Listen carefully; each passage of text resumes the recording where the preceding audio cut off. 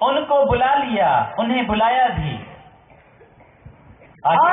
और जिन्हें बुलाया उन्हें धर्मी भी ठहराया। जिन्हें बुलाया उन्हें धर्मी ठहराया। याद रखें, जो बुलाहट की योग्यता के अनुरूप चाल चलेगा अर्थात पहाड़ के ऊपर पहुंच जाएगा, याद रखें ये पहाड़ी बुलाहट उसको धर्मी बनाने के लिए है।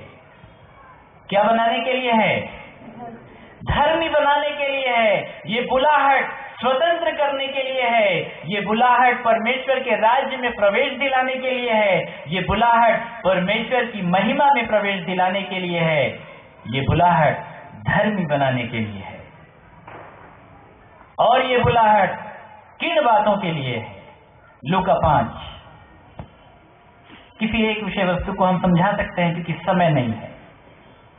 5 का 31 से पढ़ें। यीशु ने उनको उत्तर दिया कि वैद्य भले चंगों के लिए नहीं परंतु बीमारों के लिए अवश्य है। मैं धर्मियों को नहीं परंतु पापियों को मन फिराने के लिए बुलाने आया हूँ। मैं धर्मियों को नहीं परंतु पापियों को मन फिराने के लिए, शब्द के ऊपर ध्यान दीजिएगा, मैं धर्मियों को नहीं परंतु पापियों को मन फिराने के लिए बुलाने आया हूं। बुलाहट काय के लिए है?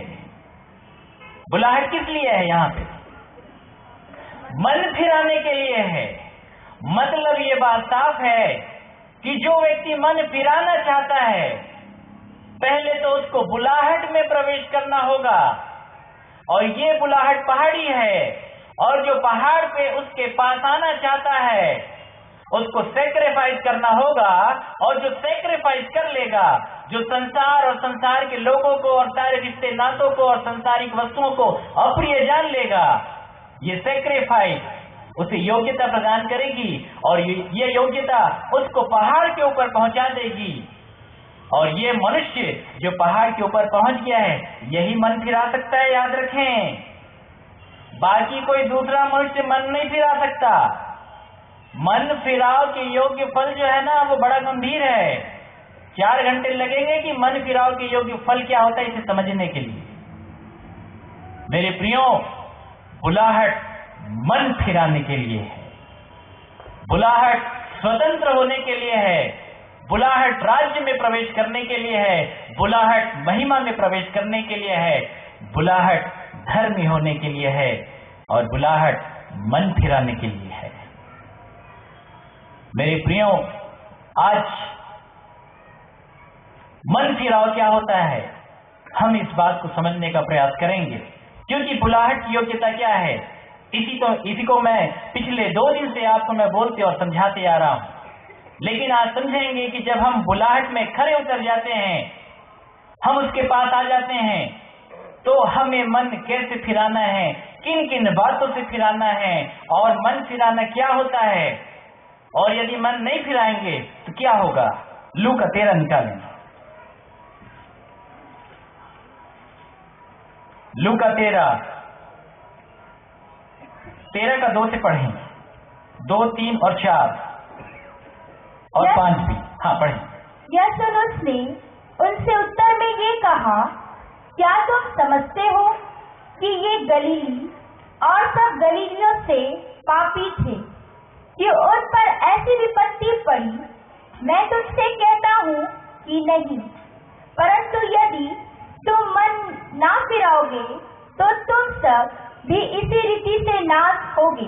हाँ, प्रभु यीशु मसीह इस बात को समझा रहे हैं। यहाँ मैं तुमसे कहता हूँ, यहाँ सुन के उसने कहा, क्या तुम समझते हो कि ये गलीली सब गलीलियों से अधिक पापी थे कि उन पर ऐसी विपत्ति पड़ी? ऐसा नहीं है।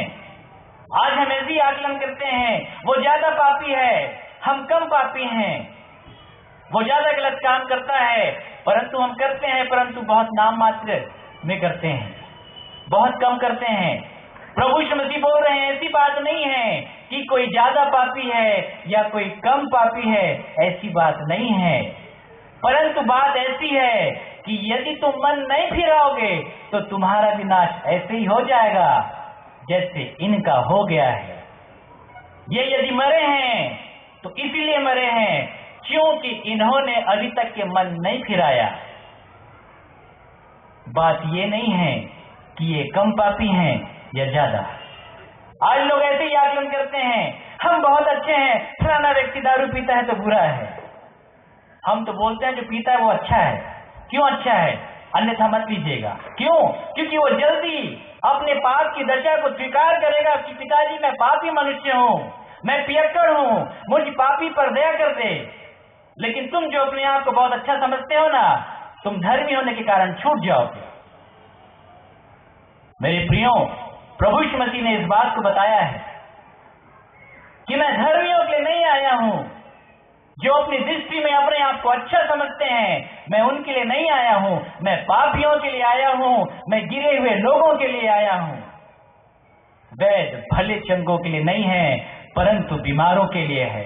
याद रखें, किसी का आकलन ना करें आप कि सामने वाला मनुष्य कैसा है और हम कैसे हैं। याद रखें, हो सकता है कि वो ज्यादा पापी है, परंतु आप भी तो कहीं ना कहीं यदि अपने गिरेबान के अंदर झांक के देखेंगे तो आप भी अपने आप को पाप की अवस्था में पाएंगे। मेरे प्रियो, इसी बात को प्रभु यीशु मसीह कहते हैं।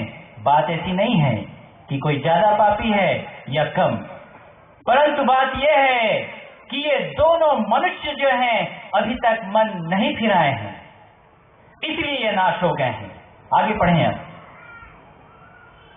या क्या तुम समझते हो कि वे 18 जन जिन पर सिलोह का गुम्मट गिरा और वे दबकर मर गए। ये घटना हुई थी, शिलोह का गुम्मट गिर गया था 18 लोगों के ऊपर। शिलोह का गुम्मट बता के नहीं गिरता, आपको बता दे रहे हैं, ये शिलोह का गुम्मट आज भी गिरता है लोगों के ऊपर। मन नहीं फिराएंगे तो हमारे ऊपर भी कभी भी गिर जाएगा। ये शिलोह का गुम्मट यहाँ पे गिरा है और 18 लोग इसमें दब के मर गए हैं। आगे, यरूशलेम के और सब रहने वालों से अधिक अपराधी थे। तुम क्या समझते हो कि ये यरूशलेम के और सब रहने वालों से अधिक अपराधी थे? ये बहुत ज्यादा बुरे इंसान थे। मैं तुमसे कहता हूँ कि नहीं। बात ऐसी नहीं है। मैं तुमसे कहता हूं कि ऐसा नहीं है कि कोई कम अपराधी है, कोई ज्यादा अपराधी है। ज्यादा अपराधी है इसलिए दब के मर गया होगा। लोग ऐसे ही बोलते हैं ना, बड़ी बुरी मौत मरा है, बड़ा कुकर्मी था, बड़ा पापी था। परमेश्वर लेकिन अलग कहता है। बात ऐसी नहीं है कि ज्यादा पापी है या ज्यादा अपराधी है, परंतु बात कैसी है? परंतु यदि तुम मन ना फिराओगे, परंतु यदि तुम मन ना फिराओगे तो तुम भी सब इसी रीति से नाश होगे। बात आपको समझ में आ रही है? परंतु बात यह है कि तुम मन नहीं फिराते हो। मेरे प्रियो, बुलाहट को तो हमने समझ लिया है। अब बुलाहट मन फिराव के लिए है। हमें मन कैसे फिराना है, किन किन बातों से फिराना है, मन फिराव क्या होता है, हमने अभी तक मन फिराया या नहीं फिराया, परमेश्वर की वचन के प्रकाश में हम देखेंगे। अपनी दशा स्थिति को देखेंगे कि आज तक हमने मन फिराया है या नहीं फिराया है। हमारा उपदेश यहाँ पे आपके जीवन के ऊपर दोषारोपण करने के लिए नहीं है। मेरे प्रियो, आप हमें क्षमा करें। हम आपसे प्रेम करते हैं, इसलिए परमेश्वर के वचन को उसकी आत्मा की उपस्थिति में होकर के सत्य की नींव के ऊपर रखेंगे, ताकि आप समझ सकें कि वास्तव में परमेश्वर की इच्छा क्या है और हमारी दशा स्थिति क्या है। मेरे प्रियो, मन फिराव क्या होता है, हमें इसे समझना होगा। निकालें मेरे साथ तीतुस की पत्री, तीमुथियुस की बात, तीतुस की पत्री उसका 2:11 से पढ़ें, 11 और 12। क्योंकि परमेश्वर का वह अनुग्रह प्रकट है जो सब मनुष्यों के उद्धार का कारण है, और हमें चिताया है अर्थात और हमें चेतावनी देता है कि हम अभक्ति और संसारिक अभिलाषाओं से मन फेर कर इस युग में संयम और धर्म और भक्ति से जीवन बिताएं। मेरे प्रियो, यदि इस युग के अंदर, इस अंतिम युग के अंदर, यदि इस वर्तमान युग के अंदर, यदि आप संयम, धर्म और भक्ति से जीवन बिताना चाहते हैं, तो आपको सांसारिक अभिलाषाओं से मन फिराना होगा। याद रखें, पहला शब्द आया अभक्ति। हम इसको अभी नहीं समझा पाएंगे क्योंकि ये बड़ा लंबा विषय है।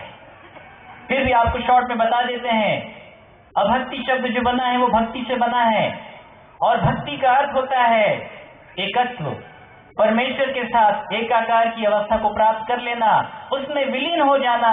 जैसे प्रभु यीशु मसीह अपनी गवाही देता है कि मैं और पिता एक हैं, वैसे ही प्रभु यीशु मसीह की अवस्था को प्राप्त कर लेना, उसको भक्ति कहते हैं।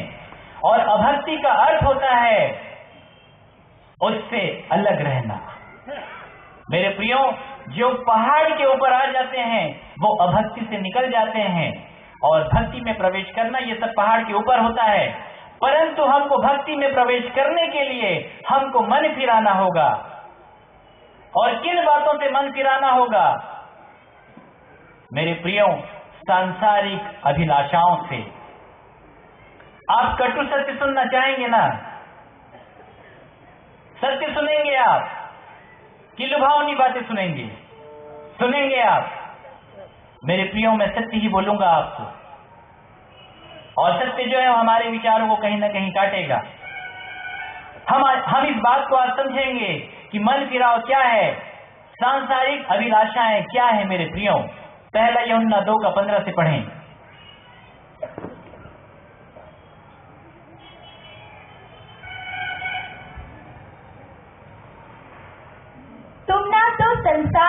तुम ना तो संसार से और न संसार में की वस्तुओं से प्रेम रखो। यदि कोई संसार से प्रेम रखता है तो उसमें पिता का प्रेम नहीं, तो उसके अंदर पिता का प्रेम नहीं है। याद रखें आप, परमेश्वर इस बात को कहता है कि यदि कोई संसार से प्रेम रखता है तो उसके अंदर पिता का प्रेम नहीं है। यदि कोई संसार की वस्तु से भी प्रेम रखता है तो उसके अंदर पिता का प्रेम नहीं है। आगे, क्योंकि जो कुछ संसार में है। अब संसार क्या है, संसारिक अभिलाषाएं क्या है, इसको परमेश्वर यहाँ पे परिभाषित करता है कि जो कुछ संसार में है, अर्थात शरीर की अभिलाषा और आंखों की अभिलाषा और जीविका का घमंड। मेरे प्रियो, ये तीन बातों का समावेश जो है वो संसार को दिखाता है। शरीर की अभिलाषा और आंखों की अभिलाषा और जीविका का घमंड, इसी को संसार कहते हैं। और यदि आपको मन फिराना है तो इन तीन बातों से आपको निकलना होगा।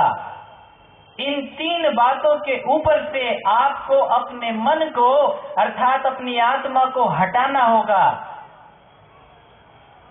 शरीर की अभिलाषा, आंखों की अभिलाषा और जीविका का घमंड। आगे पढ़ें। वह पिता की ओर से नहीं, ये पिता की ओर से नहीं है, परंतु संसार ही की ओर से है।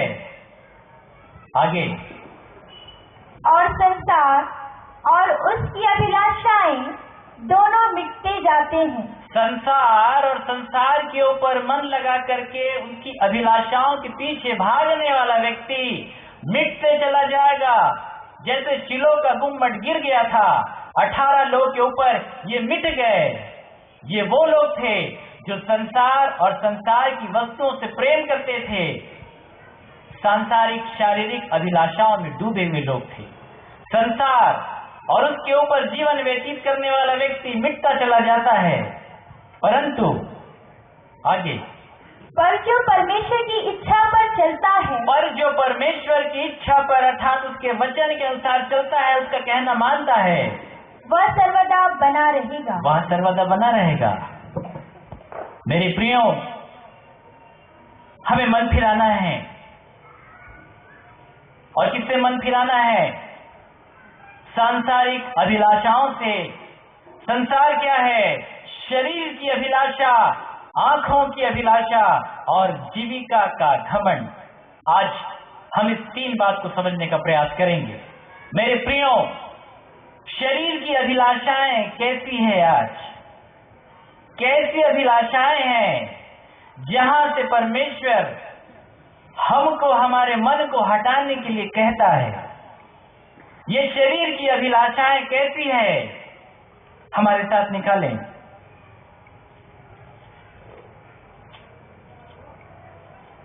पत्रस की पत्री हम देख लेते हैं, पहला है या दूसरा है।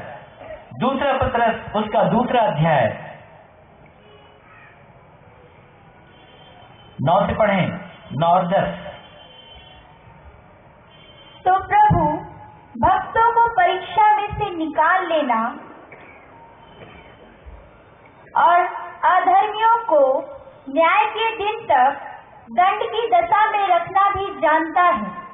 आगे, निज करके उन्हें जो अशुद्ध अभिलाषाओं के पीछे शरीर के अनुसार चलते और प्रभुता को तुच्छ जानते हैं। मेरे प्रियो, ये जो अभिलाषाएं हैं, ये जो शरीर की अभिलाषाएं हैं मेरे प्रियो, जिसके पीछे आज एक मनुष्य जीवन यापन करता है, ये अभिलाषाएं एक मनुष्य को अशुद्धता में बना करके रखी हैं। याद रखें, और प्रभु यीशु मसीह ने अपने पहाड़ी उपदेश में कहा है, धन्य है वे जिनके मन शुद्ध हैं।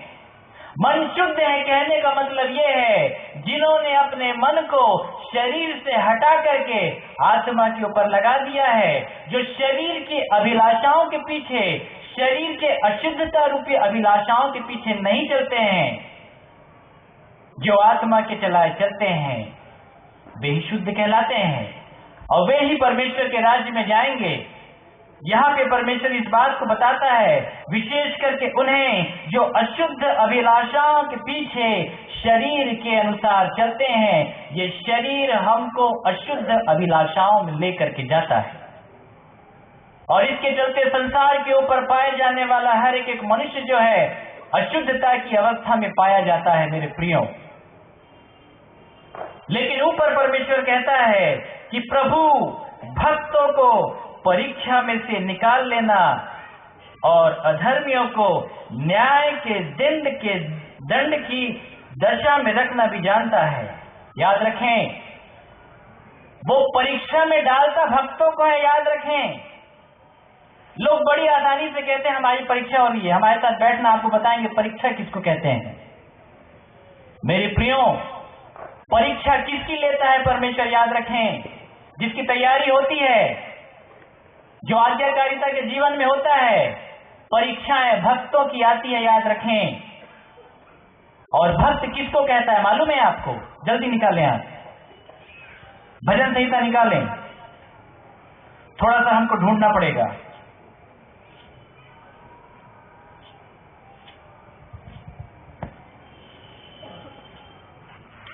भजन संहिता 86 1 से पढ़ें। हे यहोवा, कान लगाकर मेरी सुन ले, क्योंकि मैं दीन और दरिद्र हूँ। मेरे प्राण की रक्षा कर, क्योंकि मैं भक्त हूँ। मेरे प्राण की रक्षा कर। क्यों रक्षा करेगा हमारे प्राण की? क्यों करेगा? क्योंकि मैं भक्त हूँ। मेरे प्रियो, भक्त मनुष्य ही परमेश्वर से ये कह सकता है, मेरे प्राण की रक्षा कर। दाऊद यहाँ पे कहता है, मेरे प्राण की रक्षा कर। क्यों रक्षा करेगा तू? क्योंकि मैं तेरा भक्त हूँ। याद रखें, और जो भक्त नहीं होता है वो परमेश्वर की सुरक्षा के घेरे के बाहर होता है। याद रखें, तू मेरे प्राण की रक्षा कर, क्योंकि मैं भक्त हूँ। क्या हूँ?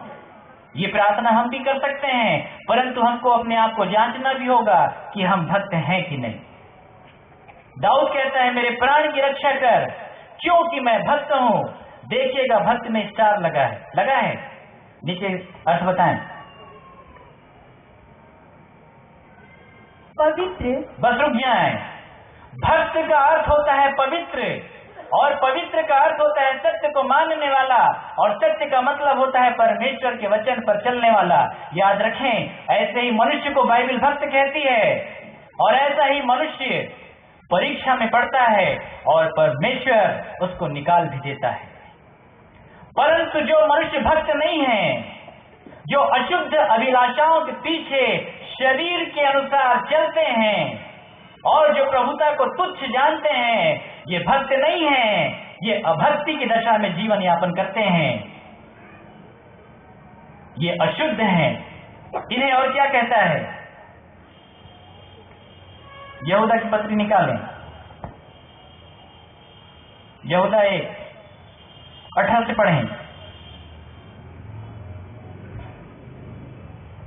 वे तुमसे कहा करते थे कि पिछले दिनों में ऐसे ठट्ठा करने वाले होंगे जो अपनी अभक्ति के अभिलाषाओं के अनुसार चलेंगे। ये तो वे हाँ, आगे और पढ़ दें। ये तो वे हैं जो फूट डालते हैं, ये शारीरिक लोग हैं जिनमें आत्मा नहीं। इनके अंदर आत्मा नहीं है, इनके अंदर आत्मा नहीं है। ये कैसे लोग हैं? ये अपनी अभक्ति की अभिलाषाओं के अनुसार चलने वाले लोग हैं। अभक्ति की अभिलाषाएं क्या है? शरीर के अनुसार जीवन यापन करना, शरीर की अभिलाषाओं के अनुसार, शरीर के काम के अनुसार जीवन यापन करने वाला मनुष्य अभक्ति में बढ़ता चला जाता है। मालूम है आपको? और ये वो शारीरिक मनुष्य होता है जिसके अंदर आत्मा नहीं होती। याद रखें मेरे प्रियो, हम संसार को समझने का प्रयास कर रहे हैं।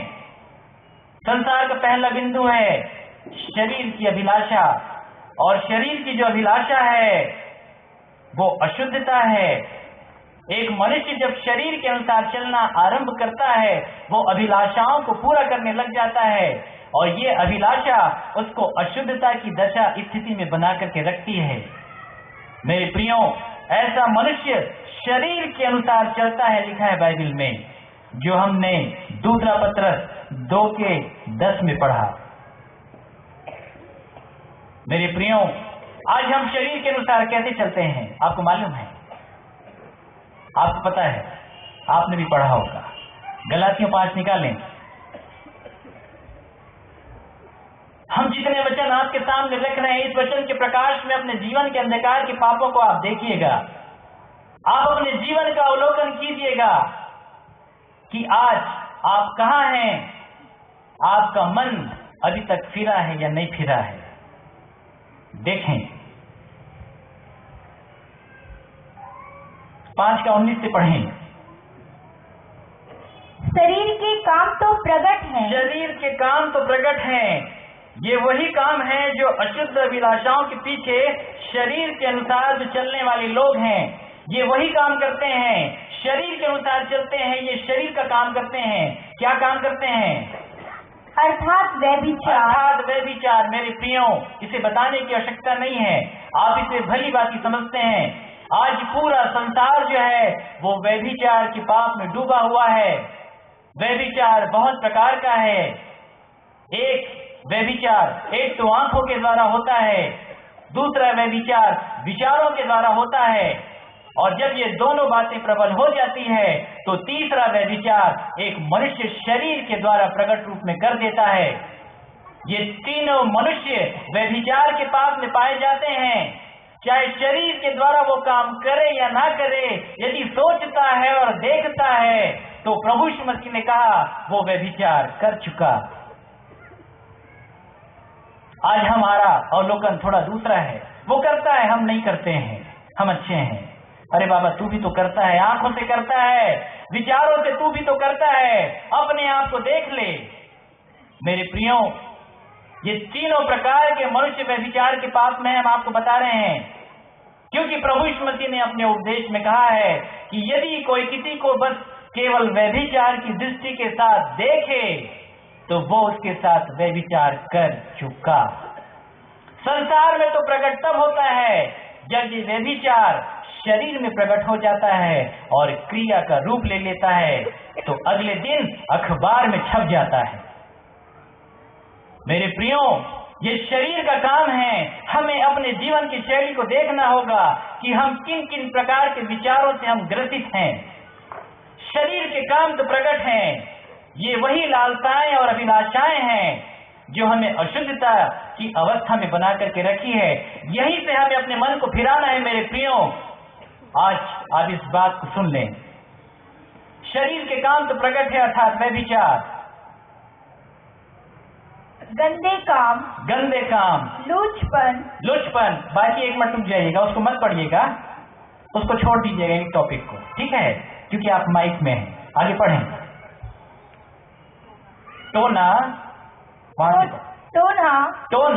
बैर, झगड़ा, ईर्ष्या। आज यही तो चल रहा है ना।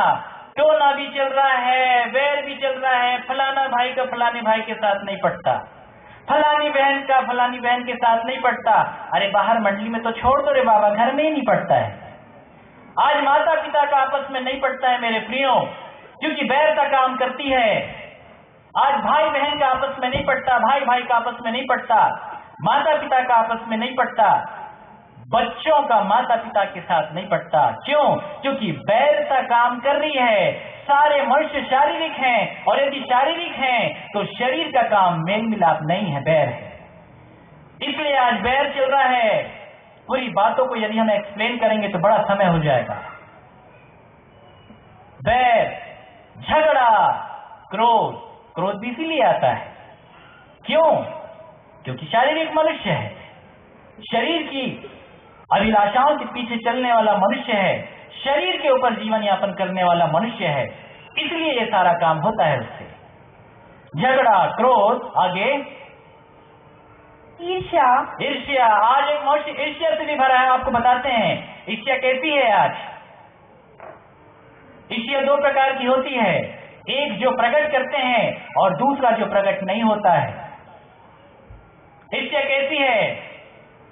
आपके घर के सामने वाला व्यक्ति, आपका पड़ोसी नई कार खरीद करके लेके आ जाता है, फिर देखना, फिर आपकी छाती के ऊपर कैसे सांप लौटने लग जाएगा। अरे नया कार ले लिया, अरे बाबा अपने पैसे का लिया है, तेरे पैसे का थोड़ी ना लिया है, तकलीफ तेरे को क्यों हो रही है? शारीरिक मनुष्य है, इसीलिए तकलीफ हो रही है। समझ रहे हैं आप? नया कार आकर के खड़ा हो गया, मालूम है अब ये पड़ोसी निकलेगा भी नहीं, सामना कैसे करे, अंदर जलन है। अब ये दूसरा मनुष्य मिठाई लेके पहुंच जाता है उसको और जलाने की। माफ करें, हम मिठाई जरूर बांटें। कुछ आपको बताना चाह रहे, मिठाई लेके पहुंच जाता है, ब्रदर हम कार लिए हैं, अब हम क्या करें, हम तो बेकार है ना। हाँ ठीक है, अच्छी बात है, आप कार लिए हैं, अच्छी बात है। अंदर ही अंदर हमको लग रहा है अरे कार ले लिया है। मेरे प्रियो, वो अच्छा पहना है, उसके पास अच्छे कपड़े हैं। क्रिसमस के दिन क्या करते हैं हम? यही तो देखते हैं। बहुत सारे लोग ऐसा देखते हैं मेरे प्रियो। मैं आपसे ऐसा नहीं कहता, मैं तो भिलाई और जुल्द वालों के लिए कहता हूं। क्या कहते हैं देख करके? तेरा सूट कितने का है, तेरी साड़ी कितने की है, बड़ा अच्छा लग रहा है। जो नहीं जले वो तारीफ कर दिए, जो जल गए उनका तो एक पाव खून जल गया, अब तो चिकन और फिर मटन के अंदर नहीं जाएगा। मेरे प्रियो, कैसी कैसी ईर्ष्याओं से हम भरे हुए हैं। हम बस केवल आपका मनोरंजन कहने के लिए नहीं कहते हैं, लेकिन वास्तविकता आपको बताते हैं कि आज मनुष्य कैसा है। ऐसी ही ईर्ष्याओं से मनुष्य भरा हुआ है, चाहे वो प्रकट हो या ना हो। हमें अपने जीवन को देखना है, हम कहाँ हैं। आगे पढ़ें। क्रोध, विरोध। इसलिए आज विरोध भी चल रहा है। फलाना मनुष्य किसी